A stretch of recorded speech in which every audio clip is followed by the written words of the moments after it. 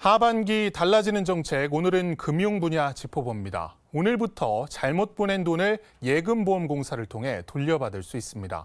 또 내일부터는 법정 최고금리가 24%에서 20%로 낮아집니다. 박천영 기자입니다. 지난해 발생한 계좌이체 실수, 이른바 차고 송금은 20만 건에 달합니다. 이 가운데 절반 이상인 10만 1,000건은 반환되지 않았습니다. 금융회사를 통해 돈을 돌려달라 요구하고 요구가 받아들여지지 않으면 소송을 진행해야 하는데 이 경우 기간은 6개월 이상, 비용은 송금액 100만 원 기준 60만 원 이상이 소요돼 반환을 포기하는 경우가 많습니다.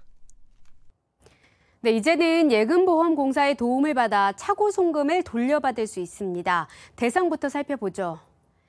잘못 입금한 걸 확인했다면 우선 금융회사를 통해 반환을 요청하는 게 먼저입니다. 여기에서 반환이 되지 않을 때 예금보험공사에 신청하면 되는데요.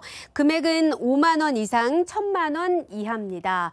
5만 원 미만은 회수하는 데 드는 비용이 송금액보다 많을 수 있어서 1,000만 원 초과는 소송하는 편이 더 효율적이어서 대상에서 제외했다는 설명입니다. 그리고 간편송금 계정으로 입금한 건은 수취인의 실지 명의를 확인할 수 없어서 대상에서 제외됩니다. 신청하면 바로 받을 수 있는 건 아닙니다. 접수일로부터 1, 2개월이 걸리고요. 최대 2개월 이상이 소요될 수도 있습니다. 금액은 회수 관련 비용, 우편 안내 비용과 지급 명령 관련 인지대, 송달료 등을 차감하고 돌려받게 되는데요. 예상 지급률을 보면 금액대별 차이는 있지만 100만 원 기준, 자진 반환 때는 95만 원, 지급 명령까지 내려진 경우엔 91만 원을 받을 수 있게 됩니다. 신청은 예금보험공사 홈페이지에서 차고 송금 반환 사이트에 접속하시면 됩니다.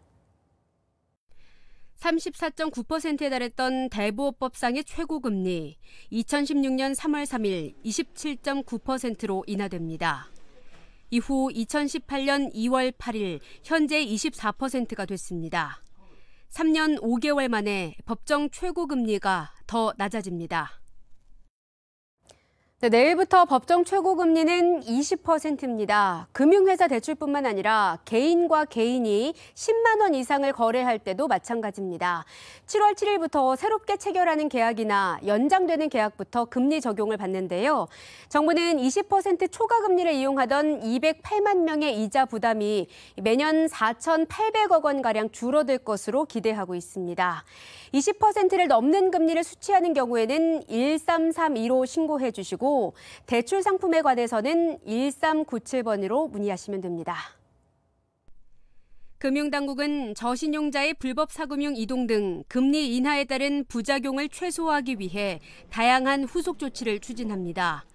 최저신용자 대상 햇살론 17의 금리를 2%포인트 내려 햇살론 15를 내일 출시하고 이 금융권 부채 보유 현황과 연체 이력 등에 대한 심사를 완화하기로 했습니다. 이외에 저소득, 저신용 차주의 대환을 지원하는 안전망 대출 2도 내일부터 이용 가능합니다.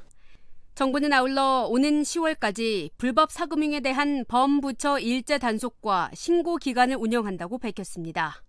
KTV 박천영입니다.